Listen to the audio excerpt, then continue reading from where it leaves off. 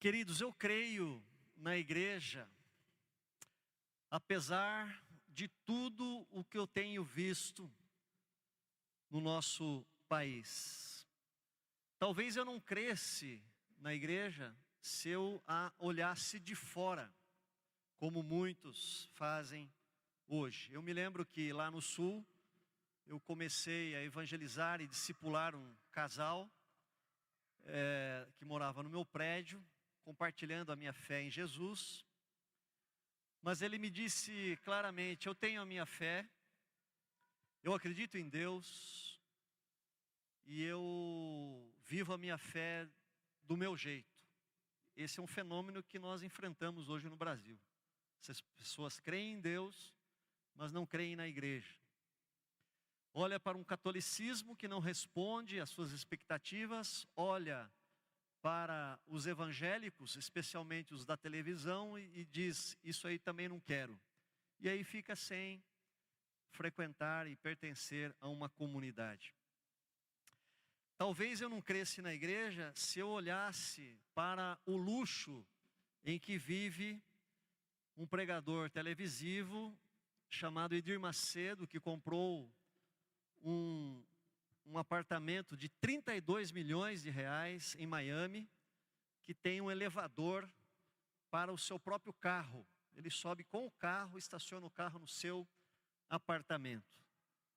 Talvez se eu olhasse para um homem que se diz apóstolo, cujo suor as pessoas querem pegar para serem curadas, que explora a fé de um povo humilde e de um povo crédulo.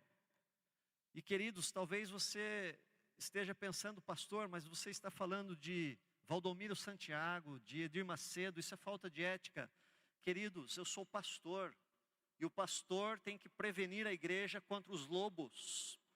Se você ver a sua filha e o seu filho passando por um certo perigo, você vai gritar, e você vai falar: cuidado. O meu papel aqui neste púlpito é ser sacerdote, mas é ser profeta também.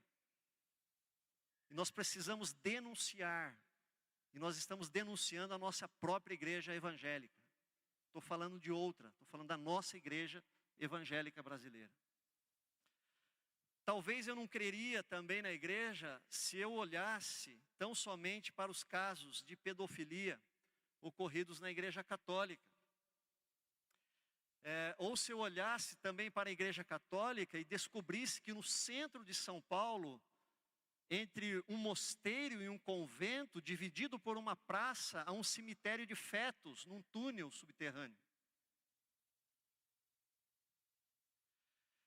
Talvez eu não cresce na igreja se olhasse para o que a igreja fez na Espanha, na guerra civil, ficando ao lado do exército e massacrando o povo.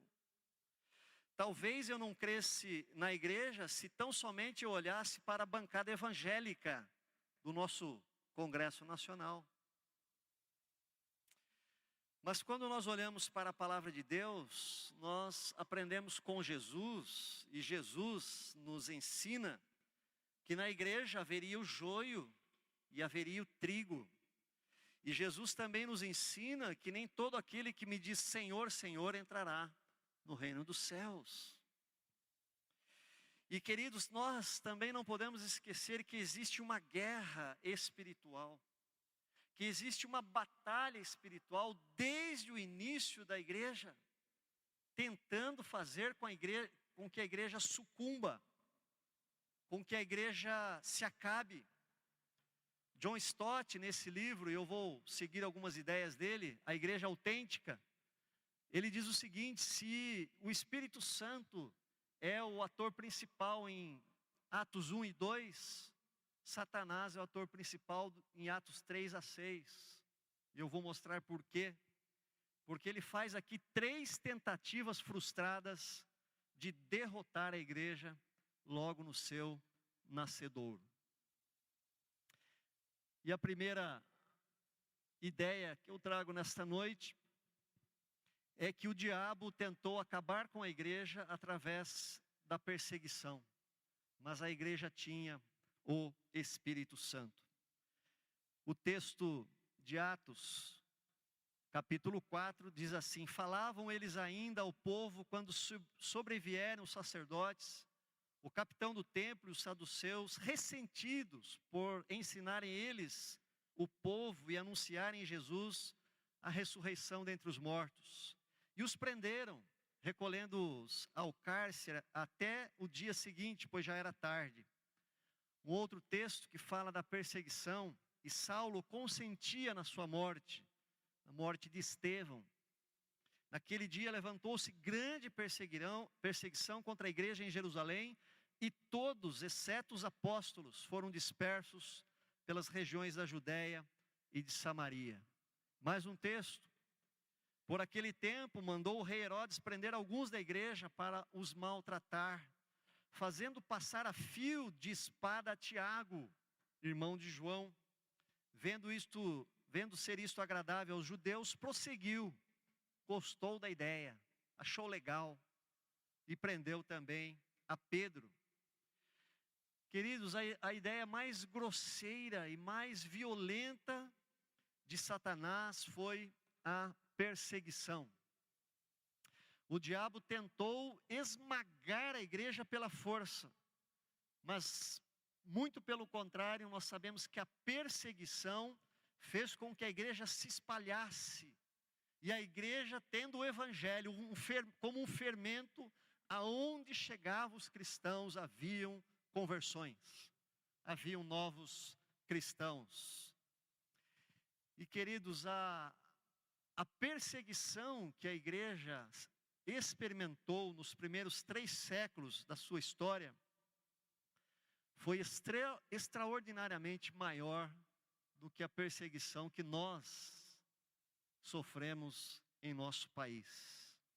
O máximo que nós sofremos de perseguição é sermos rotulados de bobos, quando nós somos, por exemplo, honestos nos nossos negócios, éticos, e nós às vezes perdemos dinheiro porque somos honestos, e as pessoas dizem: você é bobo, está perdendo dinheiro.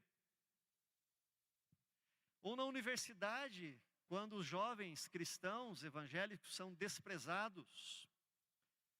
Uma boa parte da universidade, dos universitários, considera a igreja evangélica brasileira um povo semi-analfabeto, ignorante e tapado. Eles não sabem nada da história, e eles não sabem que os países de origem reformada e presbiterianos foram os que mais incentivaram a criação de universidades no mundo, especialmente nos Estados Unidos. Mas é um tipo de perseguição nada comparado a Tiago, irmão de João, morto por Herodes ao fio da espada. Nada comparado a Estevão, morto apedrejado pelos judeus. Nada comparado a Policarpo, bispo de Esmirna, no 2º século, quando ele foi queimado vivo. Nada comparado aos cristãos que foram jogados para serem triturados pelos leões na arena de Roma, para servirem de espetáculo ao mundo. Nada comparado à perseguição que nós sofremos em nosso país, com os países muçulmanos, nos quais cristãos estão sendo raptados e mortos pelo Estado Islâmico, tendo seus pescoços cortados, ou melhor, serrados com uma faca de cozinha. Nada comparado. Queridos, mas o diabo fracassou na sua tentativa de matar a igreja no ninho. Sabe por quê? Porque a igreja tinha e tem o Espírito Santo. Aleluia. E o Espírito Santo foi deixado por Cristo para auxiliar a igreja, para fortalecer a igreja, para conduzir a igreja, para dinamizar a igreja, para dar poder à igreja. E em Atos 8, versículo 1 diz: mas recebereis poder ao descer sobre vós o Espírito Santo, e sereis minhas testemunhas, tanto em Jerusalém, como em toda a Judéia e Samaria, e até aos confins da terra. Eu estive visitando o nosso querido irmão Schuit, Mithier estão aqui nesta noite. Perderam a sua neta, um acidente trágico que saiu na televisão, vocês ficaram sabendo. E eu nunca vi, confesso aqui, irmão, que eu nunca te vi tão em paz quanto nesta semana. Por quê? Eu não tenho dúvida. O Espírito Santo. O Espírito de Deus, com poder, veio sobre esta família. Está mantendo serena. Está ajudando, está fortalecendo. Tem dado a paz que eles precisam para continuar a viver. O Espírito Santo. Queridos, eu creio na igreja que ela nunca morrerá. Porque o Espírito Santo está na terra. O Espírito Santo está sobre a igreja. E ela sempre terá condições de ter um remanescente fiel. Conquanto os maus testemunhos que temos dado no país, o Espírito Santo conservará um povo fiel a Jesus Cristo e a sua palavra. Porque Ele socorre, Ele ajuda, Ele dá poder, Ele sustenta. Amém? Amém. A segunda tentativa de Satanás foi tentar, se ele não conseguiu destruir a igreja de fora para dentro, foi colocar aí um veneno, uma corrupção dentro da igreja. E ele falhou também nessa tentativa de corromper a igreja. Onde nós vemos isso? Nós vemos isso em Atos capítulo 5, diz assim: entretanto, certo homem chamado Ananias, com sua mulher Safira, vendeu uma propriedade, mas em acordo com sua mulher, reteve parte do preço, e levando o restante, depositou aos pés dos apóstolos. Então disse Pedro: Ananias, por que encheu Satanás teu coração, para que mentisses ao Espírito Santo, reservando parte do valor do campo? Conservando-o, porventura, não seria teu? E vendido, não estaria em teu poder? Como, pois, assentaste no coração este desígnio? Não mentiste aos homens, mas a Deus. Queridos, o casal mentiu ao Espírito Santo. Eles queriam fazer com que os seus nomes fossem celebrados diante da igreja, que fossem honrados, que fossem elevados pela doação poupuda que eles estavam fazendo. Mas na verdade eles eram avarentos, eles eram cristãos de aparência, eles eram corruptos. E infelizmente a igreja também, ela tem pessoas infiltradas nela que agem assim. Pessoas que vivem uma vida estereotipada diante da igreja, mas uma vida de pecado em seus corações. Muitas vezes são bênçãos na igreja, diante da igreja, mas na vida particular fazem falcatruas, mancham o santo nome de Deus perante aqueles que convivem à sua volta. O que nós temos visto hoje é muita religiosidade e pouca santidade. Muito orgulho, muita avareza, muito do jeitinho brasileiro infiltrado no meio evangélico, dessa cultura da lei de Gerson, tentando levar vantagem em tudo. E isso está, infelizmente, infiltrado na igreja. Mas, diante de tudo isso, também nós temos o seguinte: em Atos 2:45, a Bíblia diz que eles vendiam as suas propriedades e bens, distribuindo o produto entre todos à medida que alguém tinha necessidade. Queridos, paradoxalmente, nós encontramos na igreja também, ao mesmo tempo, um lugar de amor e de generosidade, porque Jesus Cristo é o Senhor da igreja. Eu me lembro que lá no sul, a minha esposa trabalhava no banco e ela comentou com um cliente dela que ela atendia, que a nossa igreja oferecia uma coisa muito simples, um café da manhã às crianças carentes do bairro onde a igreja estava. E aquele homem simplesmente ficou impressionado com essa atitude tão simples e tão corriqueira da igreja. E ele foi no próximo domingo ver se era verdade. E depois ele me disse: eu nunca vi uma igreja fazer isso que vocês fazem. Talvez ele olhou para a igreja evangélica e só viu a igreja evangélica na televisão, extorquindo o dinheiro dos mais humildes. E ele disse para mim: pastor, eu quero participar desta obra, deixe que na semana que vem eu trago o leite, o chocolate, o presunto, o pão, eu quero participar. Ele trouxe. E na semana seguinte, trazendo, ele disse: olha, daqui até dezembro, era agosto, eu quero participar, deixa comigo. Eu vou trazer todos os domingos, porque eu achei impressionante o que vocês fazem. E uma coisa para nós, nada tão grande ou relevante.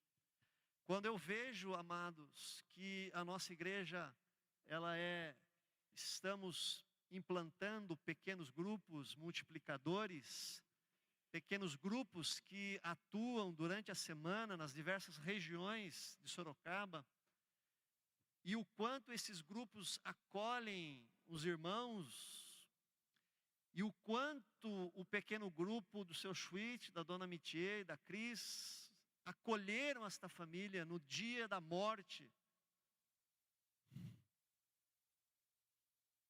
da Luana.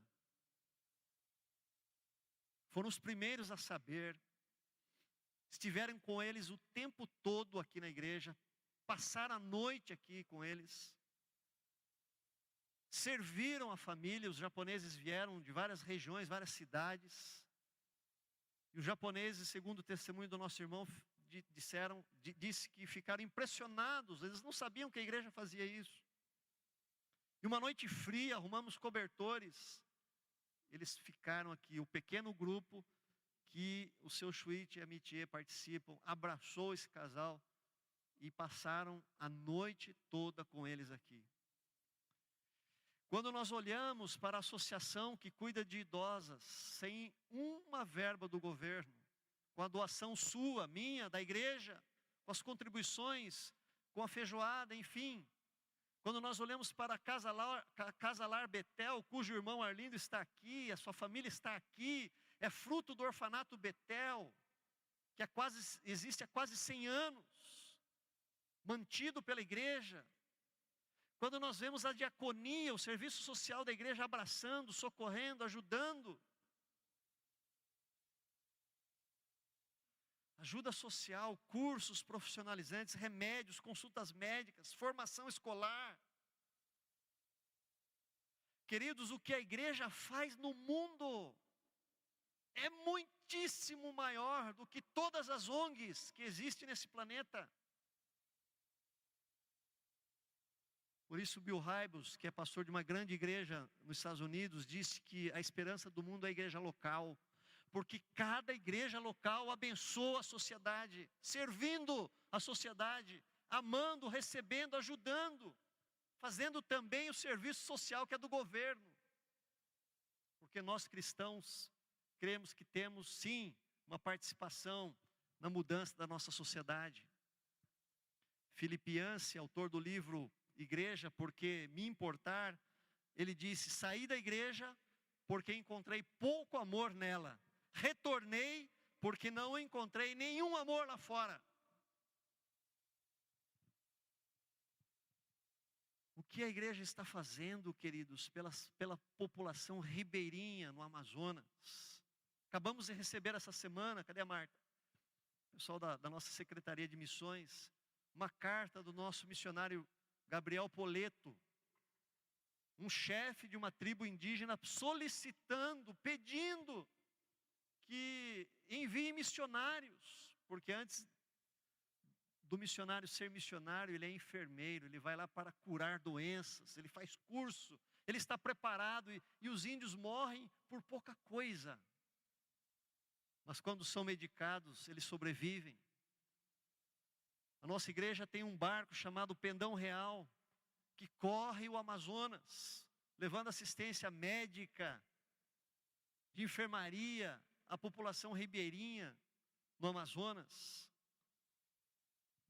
E a TV Globo não mostra o que a igreja evangélica faz. Ela mostra os escândalos, mas não a ação social da igreja.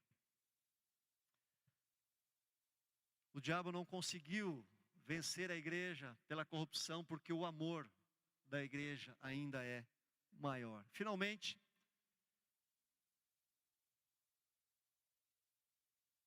a terceira tentativa de Satanás de acabar com a igreja em seu nascedouro foi a mais sutil de todas. Ele tentou distrair a sua liderança com outras coisas. E coisas por sinais boas, como por exemplo, cuidar das viúvas. Vamos ver isso também no livro de Atos. Ora, naqueles dias, multiplicando-se o número dos discípulos, houve murmuração dos helenistas contra os hebreus. Os helenistas eram judeus da dispersão. Eles estavam em outros países. Eles cresceram, nasceram em outros países, mas eram judeus, chamados de helenistas. Porque as viúvas deles estavam sendo esquecidas na distribuição diária. Então os 12 convocaram a comunidade dos discípulos e disseram: não é razoável que nós abandonemos a palavra de Deus para servir as mesas. Mas irmãos, escolhei dentre vós 7 homens de boa reputação, cheios do Espírito e de sabedoria, aos quais encarregaremos desse serviço. E quanto a nós, nos consagraremos à oração e ao ministério da palavra. O diabo tentou tirar a atenção dos apóstolos, para que eles se desviassem do ministério principal deles, que era a ministração da palavra e a oração. E ele teria feito um estrago na igreja, se isso tivesse acontecido. Porque a igreja ficaria à mercê de todo vento de doutrina, e ela teria ficado raquítica sem a prática da oração. Queridos, uma igreja, infelizmente a gente tem visto isso em nosso país, uma igreja sem palavra, sem o conhecimento profundo da palavra, é uma igreja é como um carro sem volante, sem direção. O cristianismo resistiu a 2000 anos de história por causa da palavra e por causa do ensino. O cristianismo se tornou a maior religião do mundo por causa da palavra, por causa do ensino. É lógico, também da oração, também do Espírito Santo, lógico, sem dúvida. Mas foi a palavra que deu unidade à igreja. Queridos, sempre houveram e sempre haverá heresias, mas sempre houve também uma trilha, sempre houve também uma linha, sempre houve também um corpo doutrinário central que guiou a igreja e que guia a igreja nesses 2 milênios. O cristianismo, e acima de tudo o cristianismo reformado, é essencialmente a religião da palavra. Sola Scriptura, diziam os reformadores do século XVI, só as Escrituras. Lutero traduziu a Bíblia para o alemão e mandou que Gutenberg, o inventor da imprensa, imprimisse a Bíblia, e ele distribuiu a Bíblia na Alemanha ao povo que não entendia nada das missas, feitas em latim, sendo alemães, e eles começaram a conhecer a Bíblia, a ler a Bíblia. O que é a Alemanha hoje, queridos? O que é a Suíça de João Calvino hoje, queridos?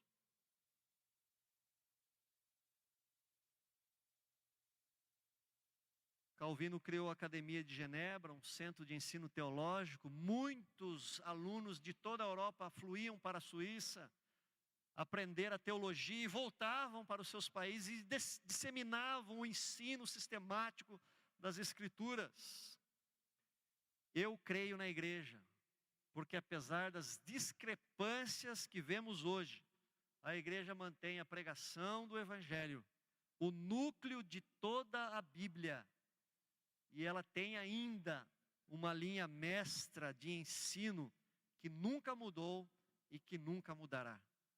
Com todas as diferenças que existem das denominações, nós temos uma linha mestra que nos une, uma coluna, doutrinas imutáveis e eternas, a qual dá autoridade para a igreja saber a diferença entre o joio e o trigo, como falei no início da minha mensagem. E os apóstolos, sabiamente, não se distraíram com a demanda social, mas eles elegeram os diáconos que fizeram esse trabalho, e eles se dedicaram então à oração e à palavra, e a igreja não sucumbiu à perseguição também por causa da oração. A Bíblia diz que quando Pedro foi preso por Herodes, em Atos 5:12, Pedro, pois, estava guardado no cárcere, mas havia, deixa eu ver se tem esse texto aqui, não. Mas havia oração intensa, oração incessante a Deus por parte da igreja a favor dele. E queridos, quando a igreja ora, o inferno e a terra tremem. Eu creio na igreja porque a igreja ora. Deus deu à igreja esta bênção, que é a oração. A oração é um tremendo ato de fé, porque nós oramos a uma pessoa em que não vemos, em que não tocamos. E mesmo vivendo dias em que a igreja ora pouco, sempre existiu e sempre existirá pessoas de oração dentro da igreja. E porque nós oramos, fazemos conexão com Deus, e porque clamamos, Deus envia os seus anjos, da mesma maneira que Ele enviou naquele dia, abrindo as portas da cadeia para libertar o apóstolo Pedro. E queridos, com isso milagres acontecem, e com isso nós vemos a cada dia que Deus é real, que Deus não é invenção da mente humana, como muitos querem dizer, e colocar isso nos jovens na universidade. Porque nós temos visto e experimentado este poder, essa presença de Deus, dia a dia em nossa vida, por meio da oração. E concluindo, queridos, a igreja está longe de ser perfeita, mas ela contém elementos muito vivos e fortes: o Espírito Santo, o amor, a palavra e a oração. Marcas, algumas delas exclusivas da igreja. Exclusivas da igreja. Por isso eu creio na igreja, apesar de todos os seus erros e todos os seus defeitos. A igreja é a noiva de Cristo.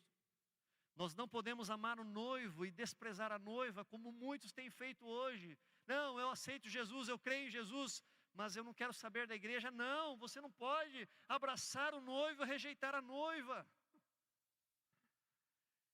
Existe uma indivisibilidade entre Cristo e a igreja. Não podemos ser cristãos sem a igreja. Conquanto a pós-modernidade se levante contra as instituições, família e outras, escola, igreja. Eu creio, como João Calvino disse, que se Deus é pai, a igreja é mãe.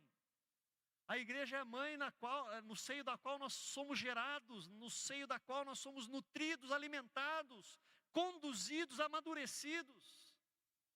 Esta é a nossa fé. Esta é a nossa fé. E a minha oração nesta noite, em que comemoramos mais um aniversário da nossa denominação, que, aliás, é mais uma no meio de um universo, nós jamais nos consideraremos como a igreja, mas uma igreja, dentre outras igrejas boas que existem em nosso país, sendo uma igreja também de Jesus Cristo. A minha oração, e eu rogo a Deus que a IPI do Brasil, que tem uma história bonita, digna, seja uma igreja do Espírito Santo, seja uma igreja que pratica e que vive a sua fé na ponta dos dedos, das mãos, dos olhos, do ouvido, dos pés, que tenha uma fé prática, um amor prático, que seja e continue sendo, através da escola dominical, dos cultos e do discipulado, uma igreja da palavra, e também uma igreja da oração. Que cada um no dia a dia ore no quarto secreto com o Pai, ame e tenha esse relacionamento com Jesus. Portanto, não despreze a igreja, meu querido, minha querida, porque Jesus ama a sua noiva. Então o meu desafio nessa noite é: envolva-se com o corpo de Cristo, não esquente banco, envolva-se. Jesus Cristo te chama para mais, engaje-se, faça parte. O Espírito Santo lhe deu dons e talentos, use isto para a glória de Deus. A sua vida será transformada e se encherá de alegria e de prazer e de satisfação. Este é o desafio nesta noite, amém? Que Deus abençoe a sua vida. Feche os seus olhos.